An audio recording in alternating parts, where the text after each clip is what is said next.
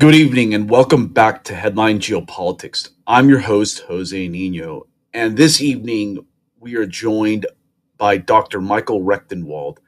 How are you tonight? I'm doing well, thank you. How are you? How are you doing? Oh, doing great. Well, I thought I'd bring you on to the show, Michael, because you're doing great work with your latest project, the Anti-Zionist America Political Action Committee, and you're definitely stirring the pot here.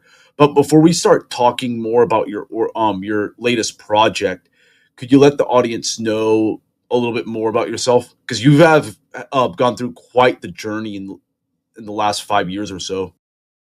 Yeah, I would say it's more like this goes back almost 10 years now.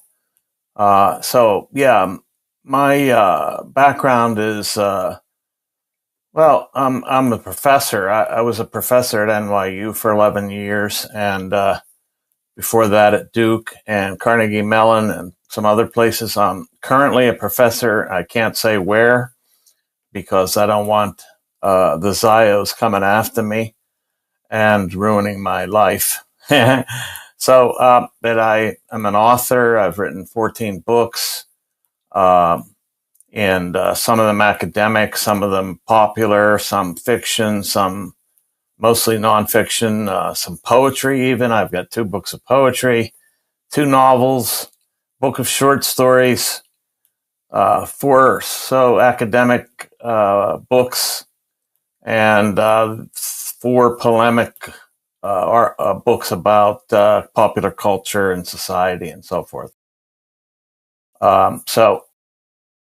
Yeah. No, great stuff. And what compelled you to create the AZAPAC, that your latest project? What were like the main factors that made you start to focus more on the issue of like Israeli influence in American politics? Well, certainly the current atrocities underway in the Gaza Strip and West Bank, and if you go further, Lebanon, Iran, and Syria certainly have a lot to do with it. I really came to recognize that unless we do something to stop the United States from funding and arming Israel and robbing the taxpayers to do so, we're going to see more atrocities like this in the future. And the only way to stop this is by pulling the plug and de-Zionizing the United States. Now, I had always been aware of Zionist influence, but under the Trump administration, we really seen the mask come off to the extent that the administration has gone to promote Israel, support Israel, fund Israel, and then the whole host of so-called anti-Semitism projects that the administration has undertaken, including all these, committees and so on and so forth, and then all the constant genuflection to Israel on a daily basis by the current administration officials, but also Congress and senators. I mean, it's just unbelievable. We've seen it looks like Israel's running the United States. It looks like Zionism is the main ideology of the country. And it looks like Israel first is the real policies of the Trump administration. So, I mean, that's been blatantly clear to those that are paying attention. And I think the only way you can pay good attention is by, frankly, and this is not a plug for Elon Musk, but it's X. X is the only social media where you find out what the hell's going on. And that's where a lot of this information about Israel's crimes and the United States and the constant obsequiousness and genuflection and, patronage and so forth paid to Israel becomes so obvious. Look at the way Congress in its last break from sessions, we thought that most congresspersons would go back to their own places of their regions that they represent. But instead, they went to Israel and got a little schooling from Netanyahu. And this has just been par for the course. I mean, it's unbelievable the extent to which this has gone on now. And I said to myself, there's got to be a way to do something about it. I watched helplessly as innocent people have been slaughtered in mass. Lies have been perpetrated and constantly retold. And the American public has been, and the world at large, extremely frustrated and helpless feeling in the face of these mass atrocities and feeling unable to do anything about it. And I said, something has to be done. I can't just criticize this on X, making tweets. That's not going to save anybody. And I realized that it had to take some action. And so I thought, well, what's the main organ what are the main organs of the Zionist attack? It's all these major lobbies and PACs that fund, that pay these Congress people, senators, and the president to be unyielding in their complete and total support and supplication to Israel. So I said there's got to be an alternative, and that would be an anti-Zionist PAC instead of a Zionist PAC like all the ones that currently run our politicians, our political class.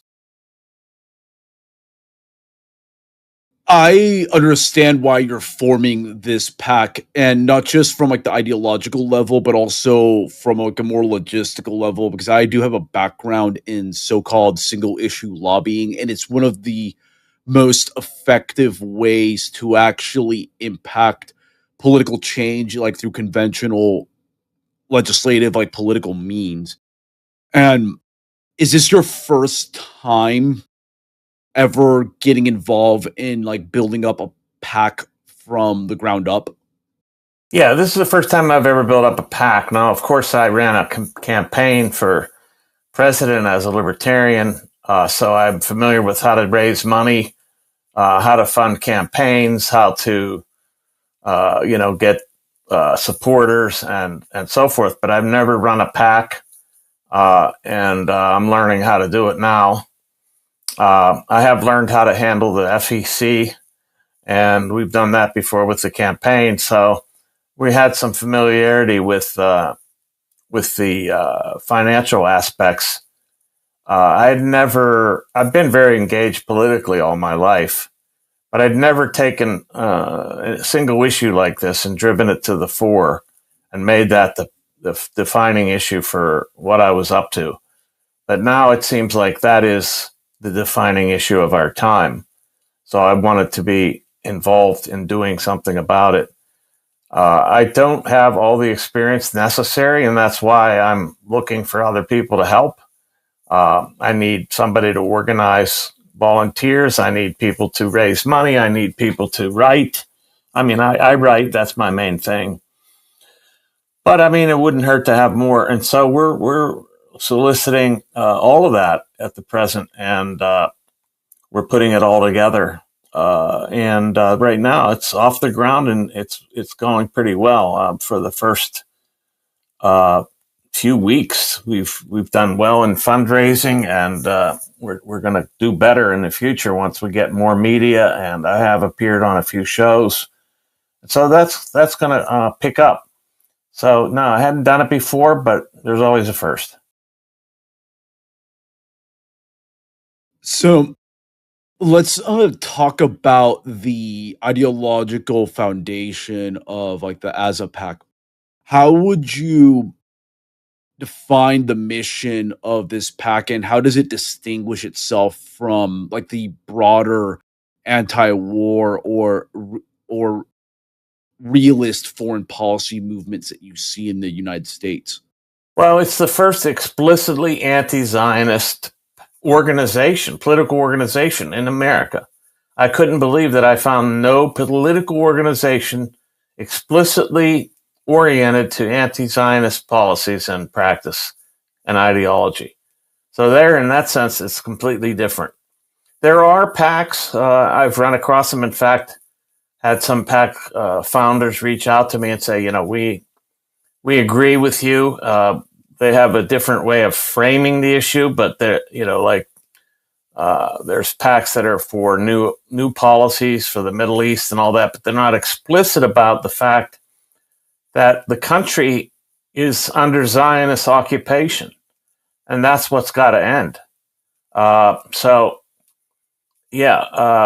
The difference is that we have an explicit mission that's anti-Zionist. That means no candidates. We will not support any candidates that take any money from any Israeli-oriented lobbies that have that will or have voted to fund and arm Israel or any other foreign nation, for that matter, or that have dual citizenship or dual loyalties. So all of those are the main criteria, and the object is to remove Zionist control from the United States altogether. It's a big task. The fact that people say it's impossible. Some people say it's impossible. Everybody thinks it's necessary. That I hear from. Some people think the time has come, and others think it's too late. But I think it's an idea whose time has come, and I think the country's ready for it. I think that the majority now oppose Zionism or Israel's policies. And Zionism, I won't even go on to define it. I'll just say Zionism is what Zionism does. I don't care about the philosophy. I mean, I do, but for these purposes, I don't care about the question of the political philosophy, how it was founded, why it was founded. Does it have relationship to Judaism, or is it a hijacking of Judaism, or is it a usurpation of Jewish heritage and culture? That's their problem, not mine. The issue is Zionism is what Zionism does. And what it does is perverts the political process domestically in the United States in order to fund and arm Israel to commit genocide. Launching a explicit anti-Zionist PAC is a feat. As you said, it's unprecedented in nature, and it's no small move whatsoever, given how taboo this issue has been when it comes to discussing Israeli influence on U.S. foreign policy and just the overall capture of U.S. foreign policy by Israeli interest groups. And you are correct that it is a occupation, if you will. Now, when it comes to the formation of and rollout of this PAC, have you already encountered pushback, let's say from political opponents, other media outlets, or even people that you used to work with in the libertarian movement? The libertarian movement is the biggest, the most vexing issue that I've faced since I got out of since the campaign ended. There's various reasons for that, but largely, the libertarians have given me grief, mostly because they suggest that in pointing to a group and their coordinated political and social and cultural activities, that one is being a collectivist. But people in groups act collectively. That's a fact of reality. Any sociologist worth their salt will acknowledge that people act in groups in many cases. That we're not all sort of atomistic individuals acting on our own. There is coordination between groups and within groups. And that's very apparent here. Why do the Zionist lobbies have so many why are there so many Zionist lobbies? Why are there so many Zionist organizations? Why are there so many Jewish organizations? This is obviously a very well-organized contingent. They have their shit together, big time. Why isn't the opposition organized? That's what I was concerned about.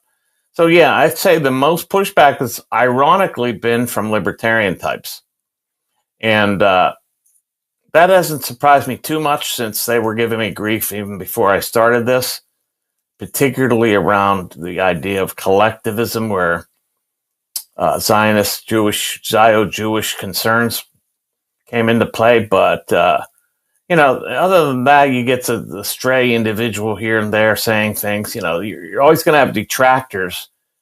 One thing you'll learn, and you probably know this for sure, the minute you do anything in this world, you get critics, and the critics, yes, critics are a dime a dozen. I mean, that's some people. That's all they do is sit back and criticize.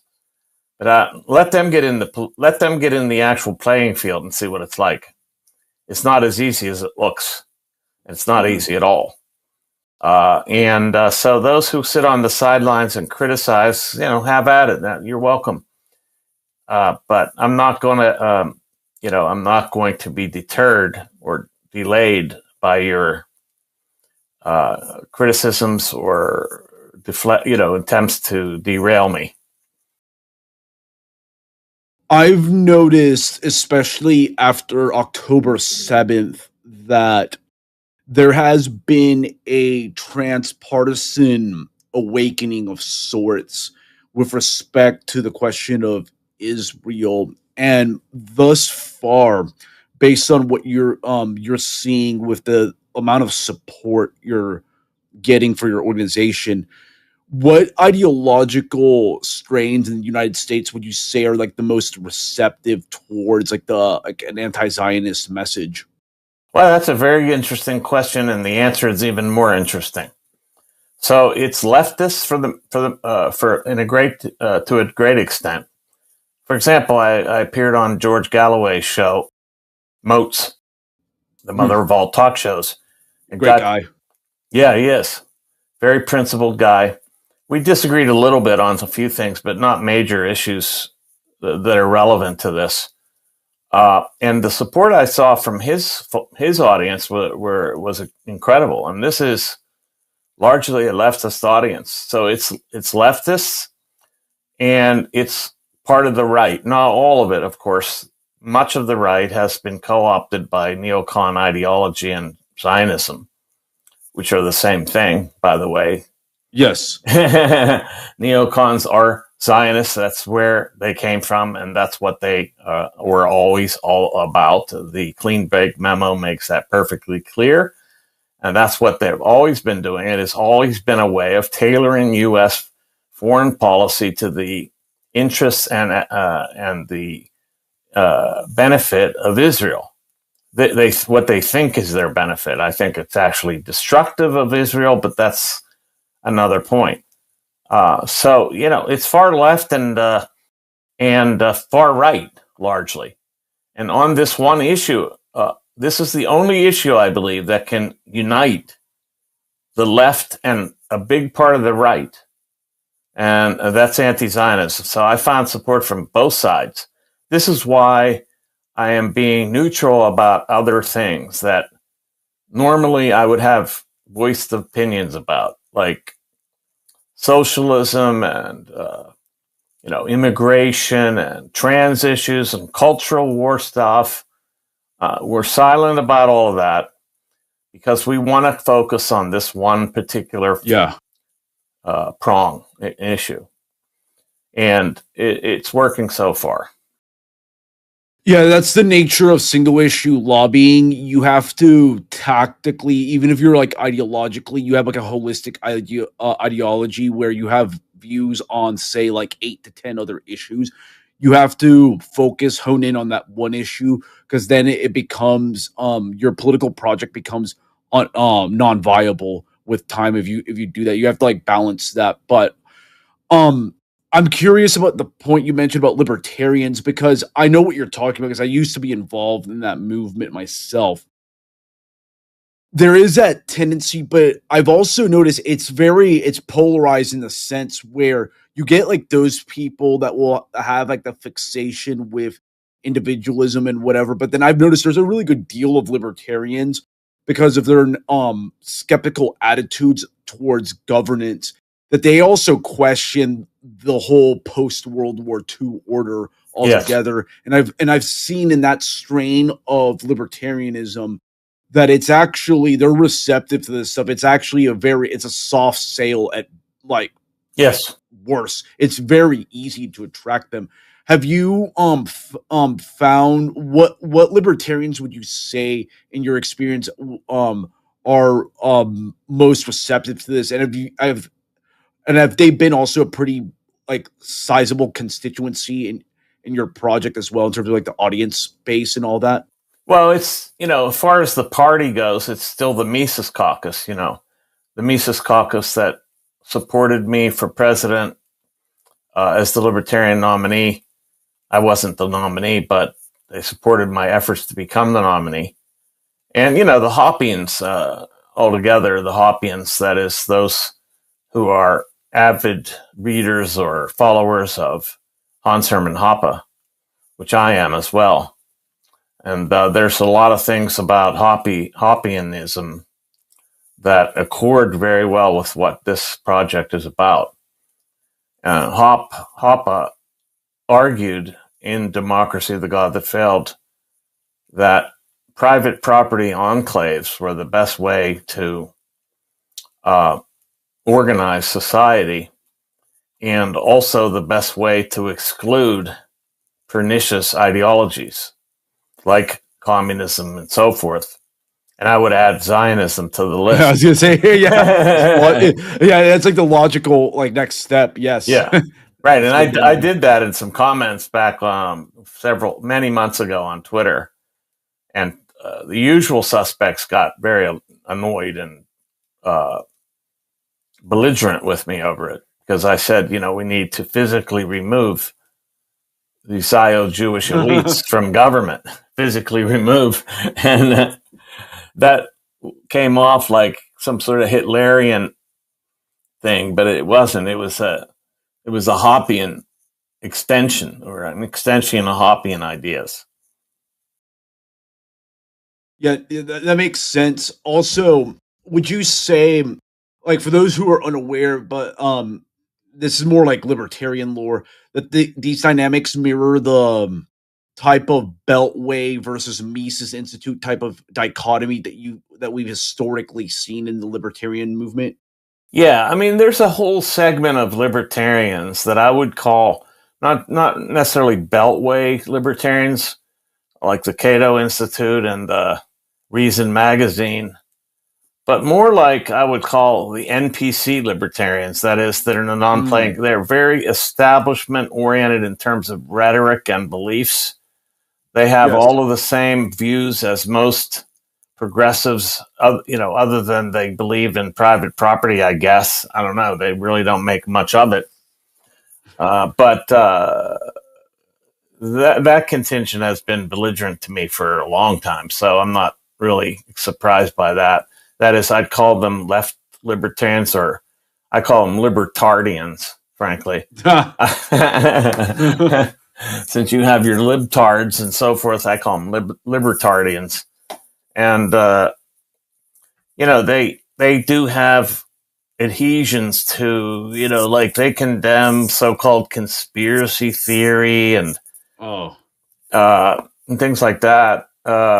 During the campaign, I mentioned something about Israel sacrificing children to Moloch, and some of these libertarians in this left libertarian group, they said it was blood libel and all this bullshit. So I don't care anymore about that stuff. But yeah. Now, also as well, I was much more acquainted with libertarians that would do the typical Republican entryist strategy, or at least try to cater to more Republican constituencies. Have you encountered a lot of pushback from those types, or have they been surprisingly receptive in your view? From the libertarian camp, I haven't run into any pushback from that side of it. have run into pushback from Republicans, period. MAGA people. Yeah. The MAGA people in general. But let me, did you hear that beep? Let me. No. Oh, okay, good. It's only in my ear. The Republicans, especially the, shall we say, the neocon hijacked Republicans, which I think includes Trump, have been belligerent, but they're not going to stop us either. There's a growing contingent of disaffected MAGA people as well that are coming, that are supportive. Yes, I agree with that. I would say the two most salient moments in my view was the bombing of Iran by the Trump administration, and then the whole Epstein debacle has really, quote unquote, red pilled a significant portion of people in the MAGA base, because that's basically, for the most part, most of these people are Republicans, generic Republicans, but there's a good deal of MAGA people that came from like the Democratic Party, or more like of the so-called like low propensity voters. And after seeing those two events, and then like other issues like lagging deportations, some of these people are starting to kind of realize, yeah, this system, it's against us all around. All the way. Yeah, that's right. They are starting to realize that. And they don't exclude Trump from that anymore. He was seen as this anti-establishment hero. That was all built up, of course, through the lawfare that was waged and the reputed assassination attempts. Although it's arguable that whole affair was a giant psyop, but I won't go down that path necessarily. But I think, those people have come around too. Yeah. Yes. With respect to just your overall intellectual and philosophical journey, has the your drift towards anti-Zionist advocacy, has that made you reconsider many of your libertarian priors and make your overall philosophical outlook become more nuanced? That's a good question. I mean, if anything, I have a lot of followers on X that are apparently National Socialists, i.e., people would call them neo-Nazis. And those people have some interesting arguments to make. One of them is that if we sit around as individuals and do not unite and collectivize to some extent, we are helpless in the face of these very organized collective bodies. And I think there's something to be said to that argument. I think that argument holds some weight for sure. And you can't just pretend like everybody's acting as an individual and doing their thing and nobody's conspiring or anything like that. I mean, Rothbard treated conspiracy theories, and he took them very seriously as a way, that the poo-pooing of conspiracy theory, for example, was a way for the ruling class, which he identifies as the state, to pull off all kind of crimes. That's why they instituted that language. After all, it comes out of the CIA, vis-a-vis Karl Popper, by the way. But things like that. So those views have become more nuanced, and so I think that we do need to unify in order to fight this very, very powerful entity or set of entities. Indeed.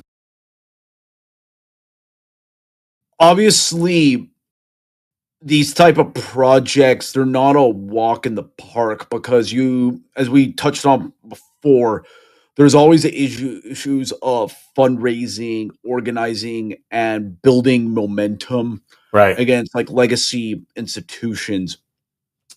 Have you encountered any forms of pushback through censorship or threats of debanking or anything of that sort since you launched this project? We have not had any debanking threats. Nevertheless, we were careful with our bank in identifying ourselves as AZAPAC without telling them what it meant, because we were concerned that we would get debanked. I have noticed since I founded the PAC a great deal of suppression of my reach on X. There is a precipitous decline in the impressions that my tweets are making or posts since August 30th, when I announced the website for the PAC was up and running. After that, it went from, I was getting sometimes 2 million impressions a day on X. And now it's down to like 30,000 a day. Wow. Yeah, freedom of speech, not freedom of reach. That's the something is crushing it. The algos or some targeted suppression of my account, I think, is underway. There's been some targeting of my account since AZAPAC was launched.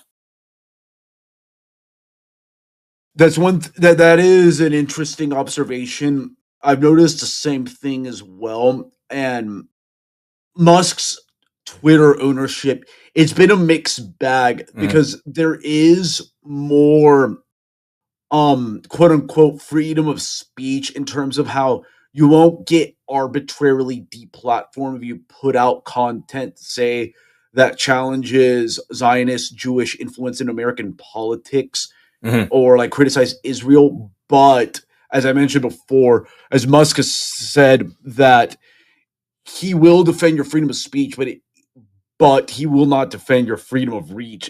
In other words, they will employ in one way or the other some degree of algorithmic suppression or any other form of suppression on X/Twitter to make sure that this type of messaging doesn't go out to a bunch of people. Essentially, it kind of creates like a Gab-like experience for people who deviate from like the conventional narrative. Yes, that's right. I was getting far beyond the ghettoized echo chambers that I'm now being, I think, relegated to. Prior to this, I mean, I had, and I'm not boasting, but there were days where I was getting like 2.5, 3 million impressions per day, 45,000 likes, and that's now maxing out at like 1.2 thousand likes and like 30,000 impressions. I mean, this is ridiculous. So something changed, and I think that's it. And it's very disconcerting because just when I need the reach most, it's being limited. Wow.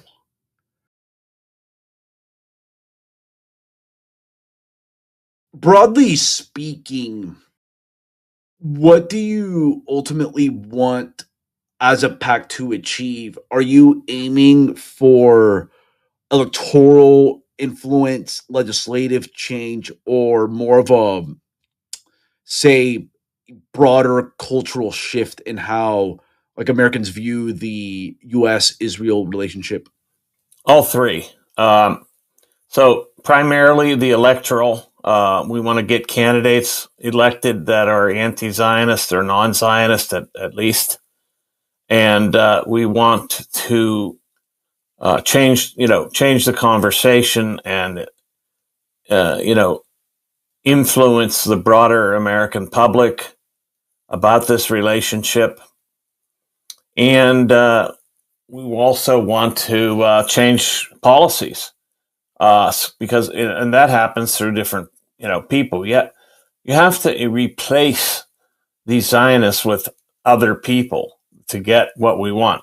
So we need to replace them by knocking them out of their jobs, frankly, and making sure they don't get reelected, and putting people in place that, put America first for real and don't put America after Israel or basically make the United States like a wagon trailing Israel's imperatives, which is what we have right now. So yeah, I mean, it's going to take a lot of education. Like I mean, no matter how many times you tell these people, like, all of the facts about all of the, sort of,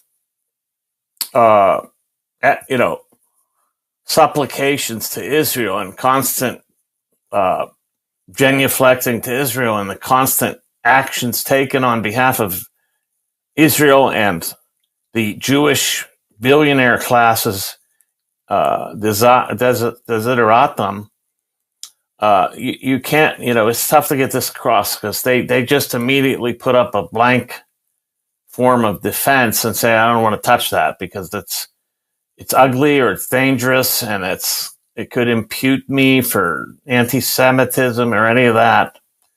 So, I'm going to get the normal epithets, and I already have, being thrown at me.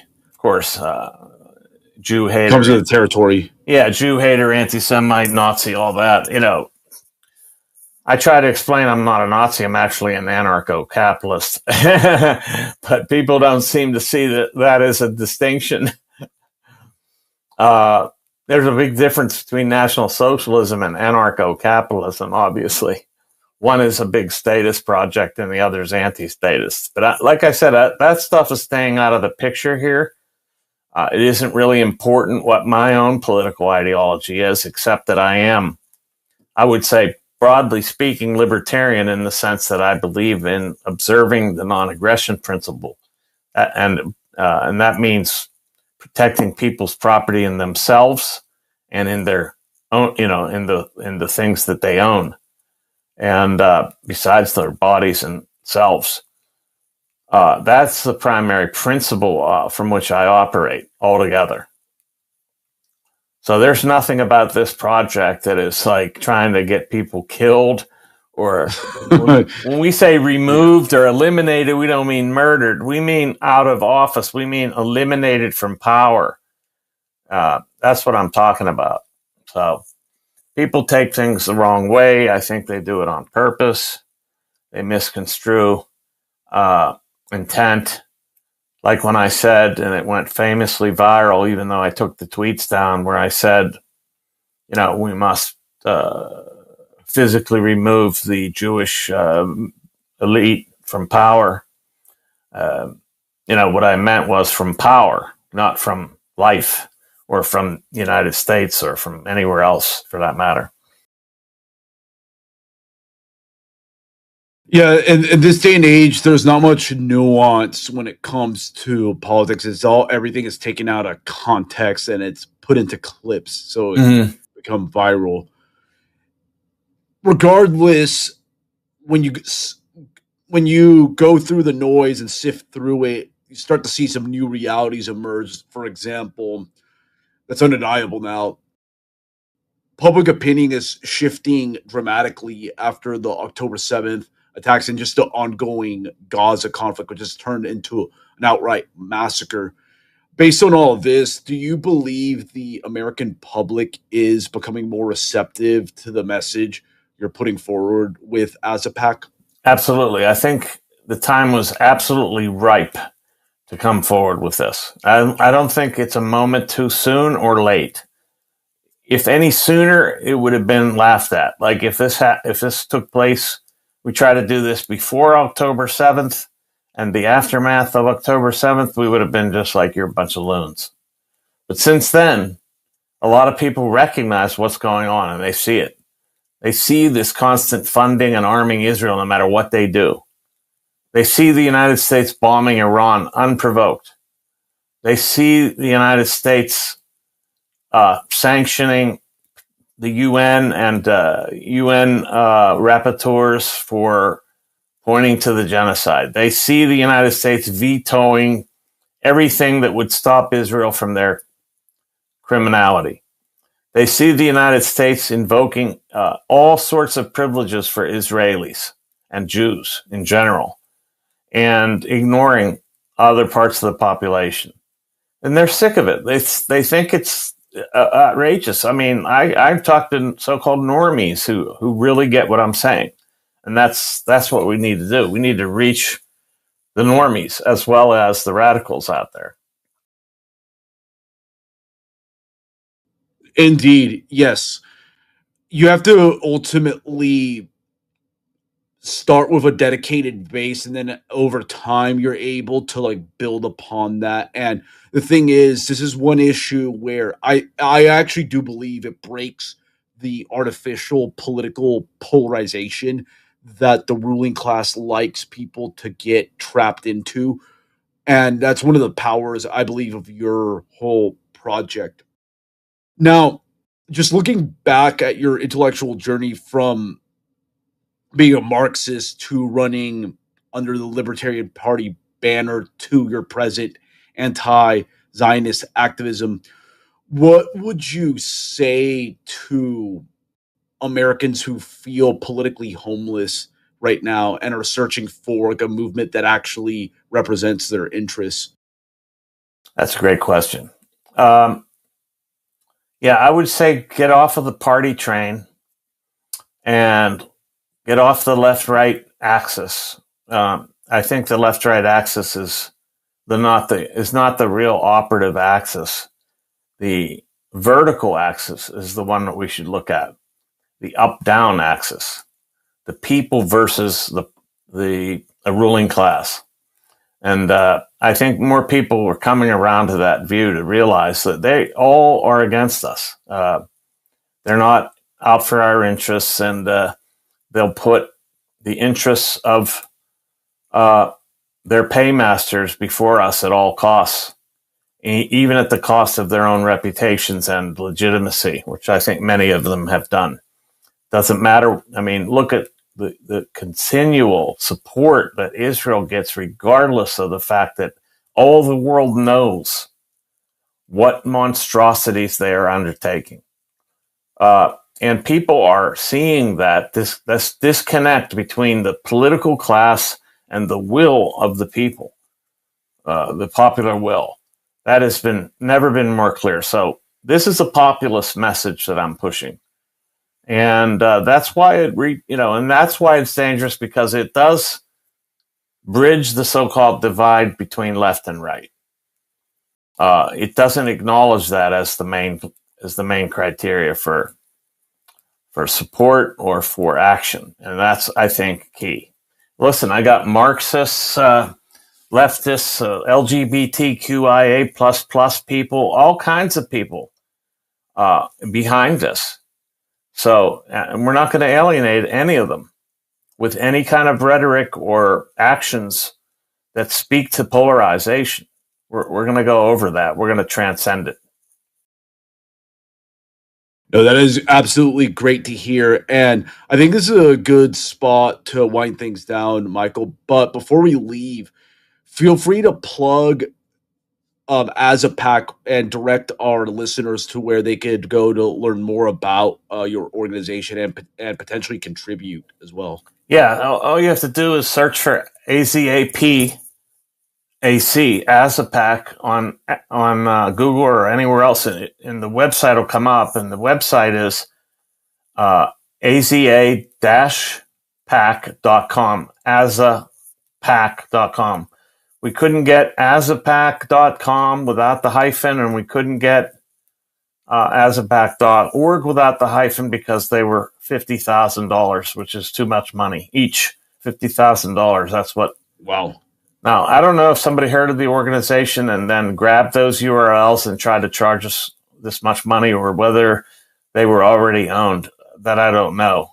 But somebody owns them and we couldn't get them. But anyway, it's AZA-PAC.com, or just search AZAPAC. You'll find it.